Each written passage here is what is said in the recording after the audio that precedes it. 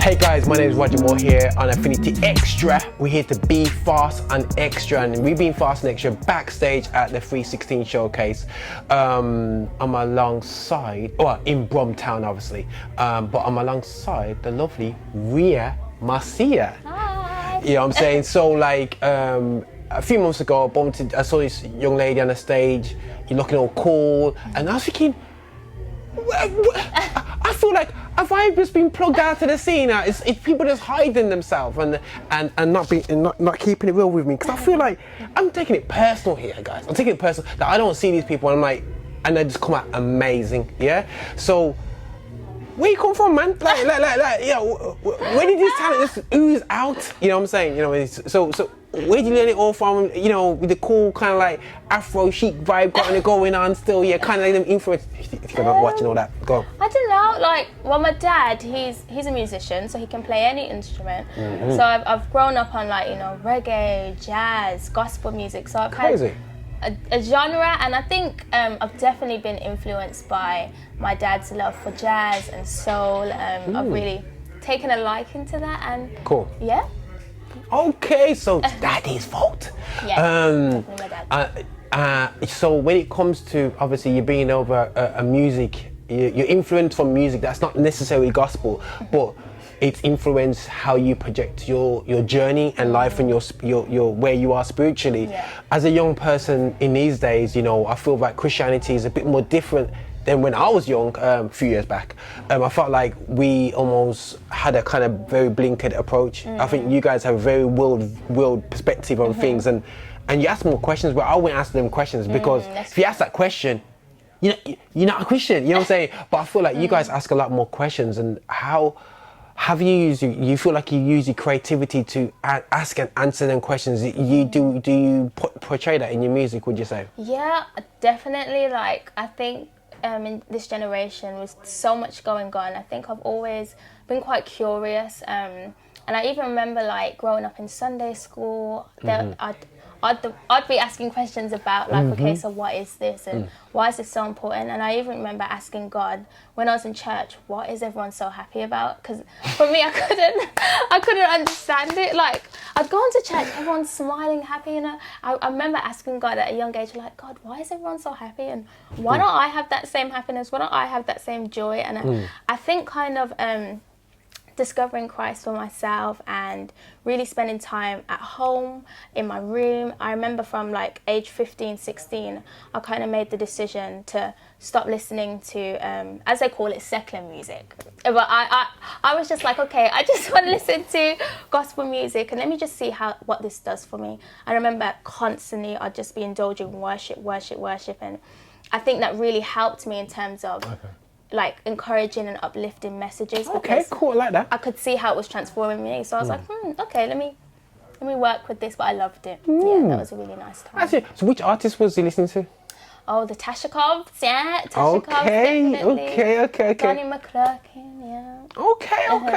Now that's calm, because I think that it's really cool, because we talked about, you know, when people say worship, they automatically think you've been listening to Hillsong all the time. Yeah. You know what I'm saying? And it's not the case, and I think there's some great black artists that do great worship songs, you know, and we need to recognize that as well and celebrate that. What do you think about Tribal?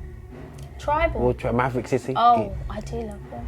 I do. I think it's really cool, because I've never seen that before. Like, in terms of growing up and just a group of people coming together and doing it, I think it's really authentic, and it's quite raw. It's like every shade of brown is in the room, innit?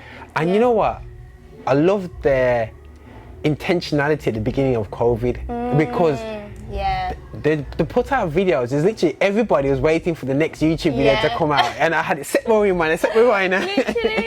And it's like it just showed a unity in a time where there's obvious disunity when it came to culture and everything else.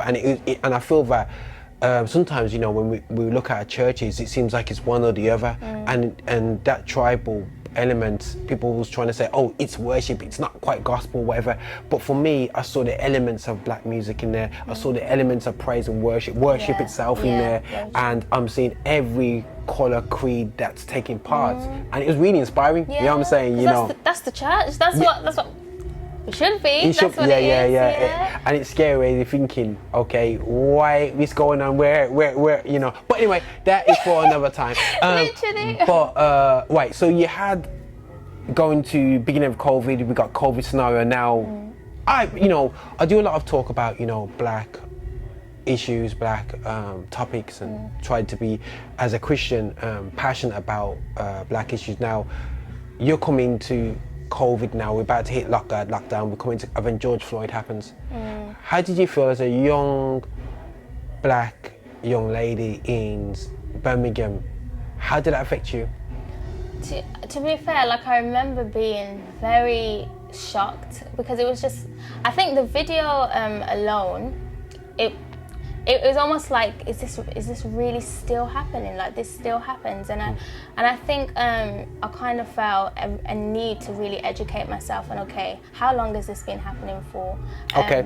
What is it like in the UK? Because I know some people say, like, okay, the UK is better, we don't have guns over here. But the truth is, racism is still very much prevalent today. And I think it's hard, because I think young people were exposed to so much black trauma online, and it's really hard knowing how to feel. How do I process these emotions? Because it's, I'm watching someone being killed.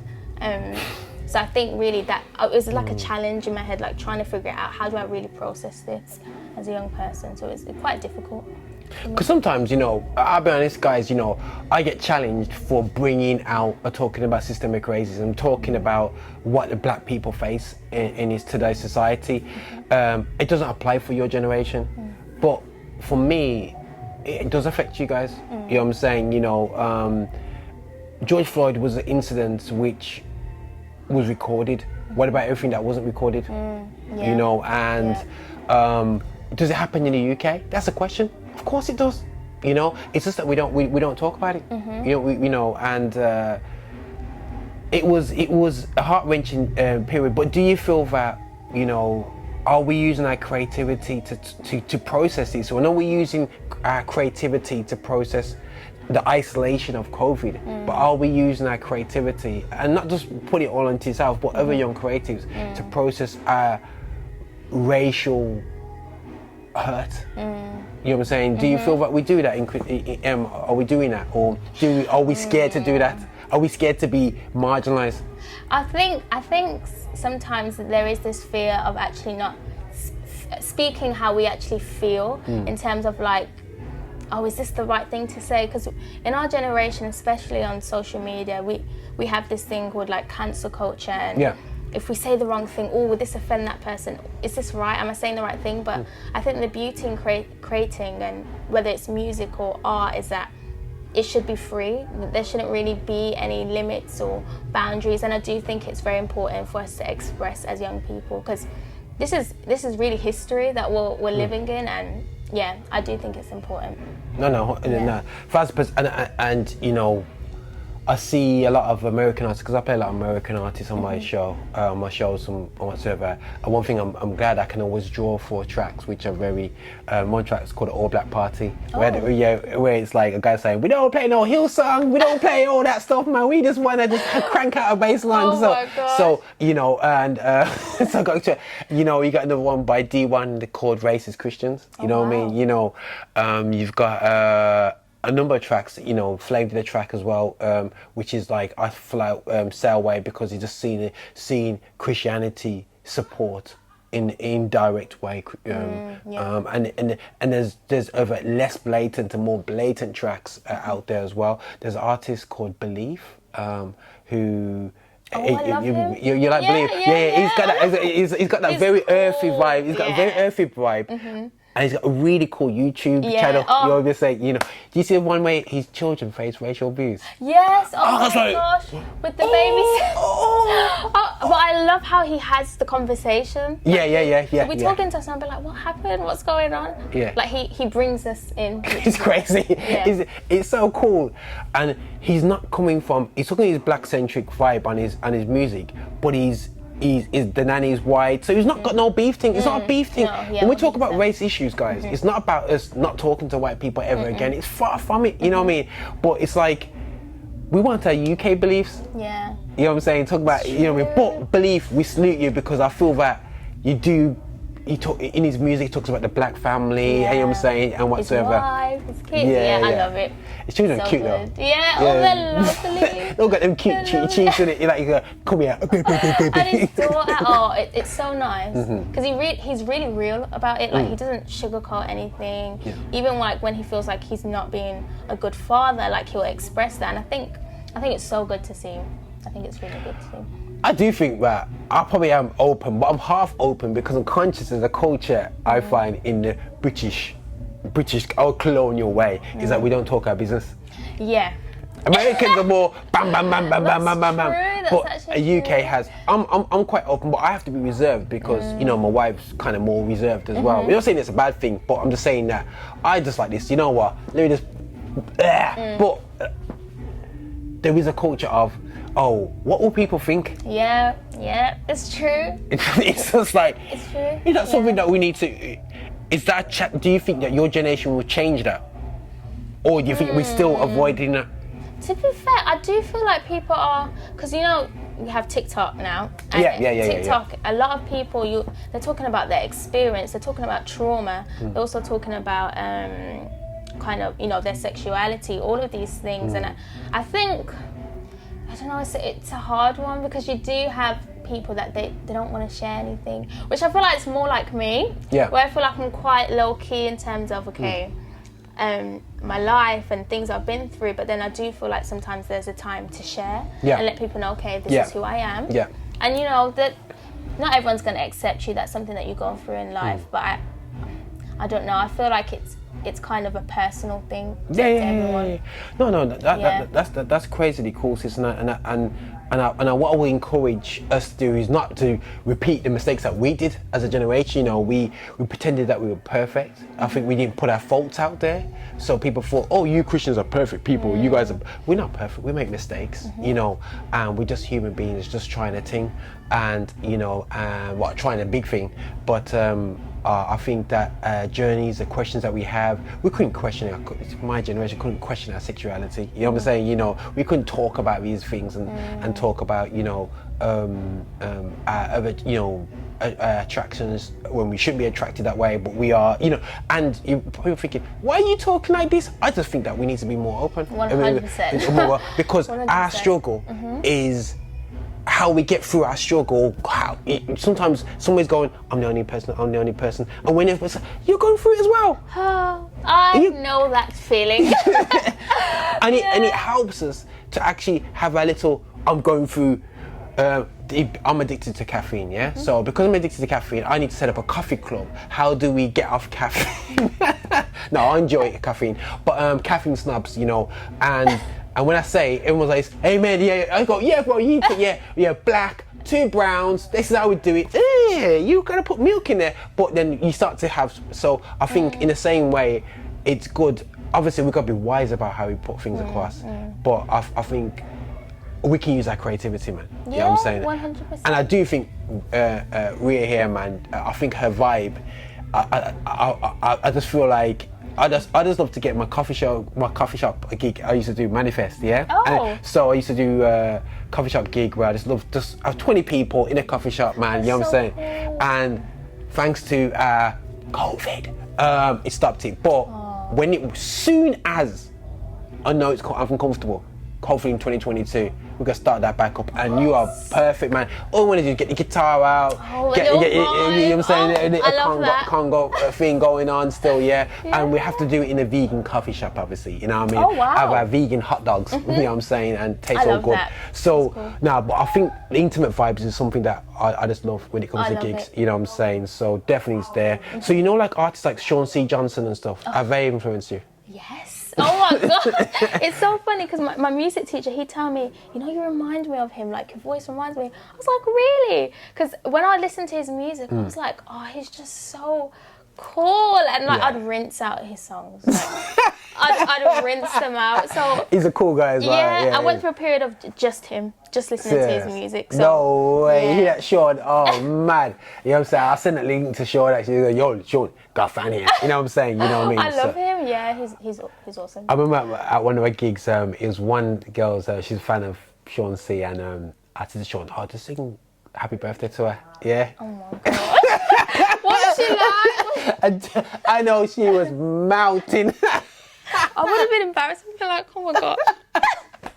That was a pop, like, happy. Anyway, I'm not even going to mash it up. I was going to try Sean, and it's like, Roger, don't do a Sean. Crash the joy. But now that was absolutely heavy. I was like, oh, it's crazy. That was a crazy He's gig. so cool. Yeah, He's yeah. so cool. It's got vibe. Yeah. And I think his sound, he says he's really popular in the UK, and I think that type of sound works for the UK. Yeah, You know, it's like an yeah. understated sound in one sense, but also it just has that uniqueness that we kind of like, man. Yeah, he's got a distinctive voice. Like I know it's him when I'm listening. Like Americans watch his when he's on the shows with myself, and I show my friends the videos in America. They're like, he's got people singing to his music. They're shocked.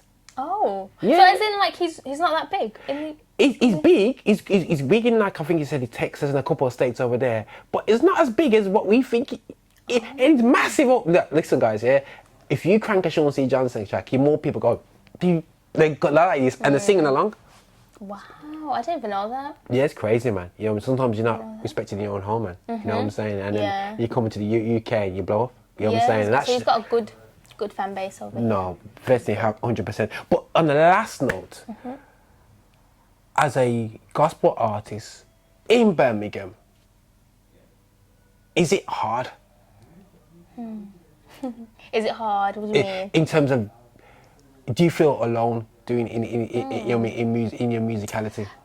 Actually, when I think of it, because for me, finding like, because I'm when I moved to London to university, I feel like that was when I was more open to seeing like different artists and doing their thing, and then in Birmingham, personally, I didn't really know that many like Christians that were doing gospel and like doing gospel, but still doing it in their own way. So I guess in some sense it is hard, but I like knowing that I can try and open a door somehow in terms of just being, you know, doing my music and showing people that, you know, you can do it, and encouraging others along the way, like even bringing Clavis 7 over here, and like just showing like I think there are young people out there, but not that I know of in Birmingham. So sometimes it is hard because I love collaborating, and I feel like that's how you help each other to go up. And yeah. So no, we'll definitely hook up, man. When it comes to Manifest, the reload, I'll be definitely, you know, we got Rhea and Crew Nation, man. You know, we're gonna be banging out coffee shop gig after coffee shop gig. I'll be sipping my coffee and all that beautiful vibe going on. And I just want to encourage your generation, you know, and to utilize us elders when you need to, man. You know, to really project and really push your creativity to a new level. So Birmingham, and you know what, guys, I'm actually putting myself on blast by even asking that question. So it challenges me to be a better support for you guys coming through. You know what I'm saying? So guys, so definitely tune into Affinity Extra and all that, and we're here backstage at the 316 showcase, so check that out, aka The Well, and I'm alongside the lovely Rhea, and just actually another last note to make sure, how can people listen to your music? Oh yes, Instagram Rhea Marcia, YouTube Rhea Marcia, Spotify Rhea Marcia. You'll find everything on there. Cool. Right, guys, so I am over and out of here right now on Affinity Extra. We're here to be fast and extra. Bye. Find what's beautiful, so wonderful when you finally find what's